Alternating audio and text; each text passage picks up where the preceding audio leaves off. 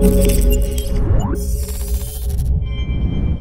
what's going on guys? Arekkz here, welcome back to another Destiny 2 video, and today I want to talk about legendary weapons, and more importantly, what are some of the best ones out there.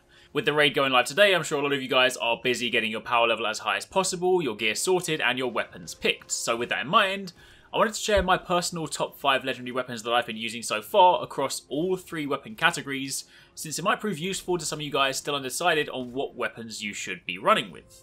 It is of course worth calling out that this is my personal top 5 from my time playing. There are of course additional options, and if you guys have any personal favourites yourself that I didn't mention, then by all means call them out down below for people to see. But in the meantime, let's get stuck in. Of course, if you do enjoy this, then a like would be super appreciated, and if you have any questions, by all means let me know. Now, to begin with, kicking things off at number 5, I want to start with a power weapon, a rocket launcher no less. While most rocket launchers in Destiny 2 seem to only have one in the chamber, making them a little bit slower to reload, they do definitely dish out some hefty damage, especially during boss encounters. So when you're thinking about what to use for the raid, I would highly recommend that you have a rocket launcher to fall back on. Sure, you might not use it for every eventuality, but options are always important. It's better to go into an encounter with weapons that you can swap to than just have one weapon and try and fit that square peg in a circle hole, so to speak. The rocket launcher that I've picked is the Curtain Call. It's a Vanguard rocket launcher, meaning it can come from Vanguard reward packages. Simply turn in those rep tokens to Zavala and you'll be in with a chance to snag this. The intrinsic perk is Aggressive Frame, giving this high damage at the cost of recoil, but since you're only firing off one rocket at a time before reloading, the recoil isn't really too much of an issue. In the first column you have a choice between Volatile Launch for greater blast radius, but slower handling and projectile speed. You have Hard Launch for faster projectile speed, decreased stability and a lower blast radius. Or you have Counter Mass for better recoil control, and it also increases the stability and handling speed. Following on from there, you also have the High Velocity Rounds for a further increase to projectile speed and reload speed. Or you have Black Powder, which increases the blast radius, but decreases the stability. And finally, the reason I chose this, and also the reason that I selected Volatile Launch and Black Powder, you have Cluster Bomb, where rockets spawn cluster bombs upon detonation. Cluster rockets are also incredibly useful for boss encounters, since you can use them to dish out additional damage, and in the event that the target moves, it makes it a little easier paired with the large blast radius to secure the hit. So if you're looking for a rocket launcher, then you can't go wrong with this one.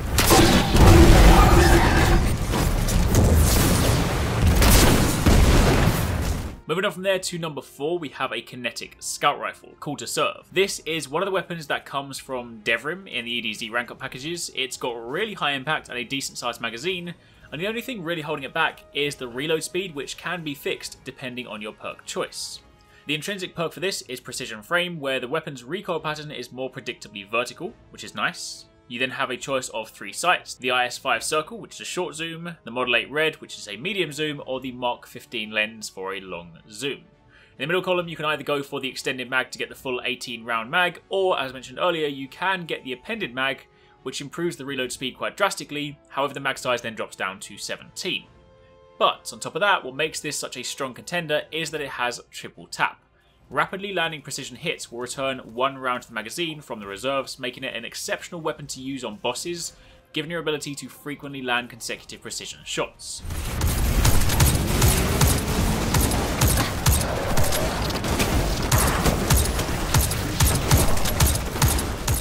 Next up, in at number 3, jumping back to the power weapon slot, this time we've got a sniper rifle, a single clap. This is a Seraph sniper, and from what I've encountered thus far, it is one of the highest impact rifles out there. The only one that I've seen that has higher impact is the Crucible offering, but given the perk set up on single clap, I still chose this one.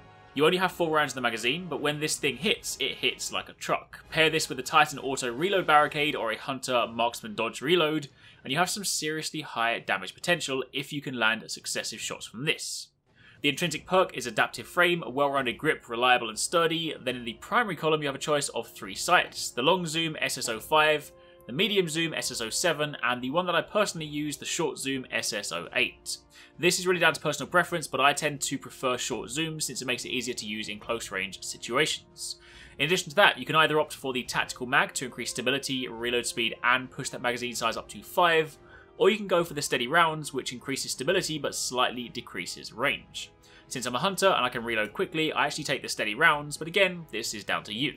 However, on top of that, you also have explosive payload, so the projectiles create an area of effect detonation on impact. This is something you can arguably get more use out of on something like a scout rifle, which we'll see shortly, but it's also not a bad perk, so I'm happy with this, but in truth, the main reason I use this is the sheer impact. Definitely a great sniper, and this is something I got from the Gunsmith rank up packages.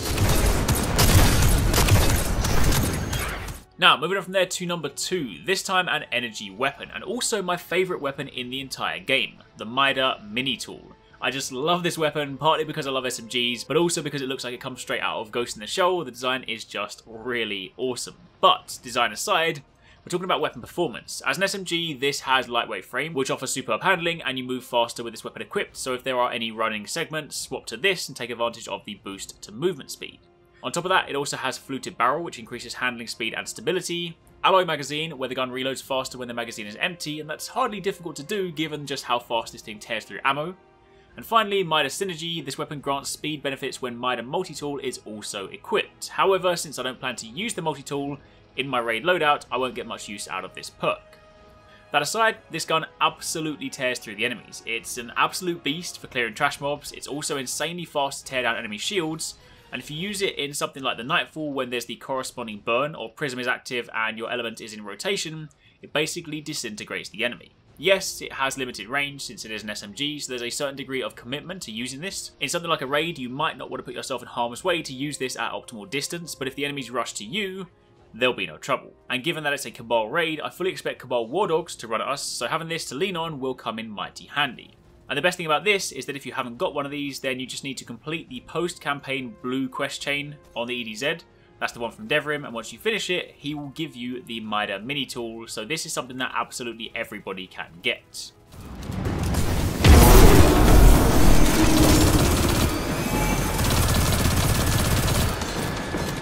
Then, finally, in at number 1, if you saw my raid prep video then you'll already know what this is, but I am of course talking about the Kinetic Scout Rifle Nameless Midnight. This is by far the best scout rifle I have encountered thus far. It hits like a truck, handles incredibly thanks to the nice vertical recoil pattern, and you can actually get this free the first time you complete the milestone to unlock the Nightfall.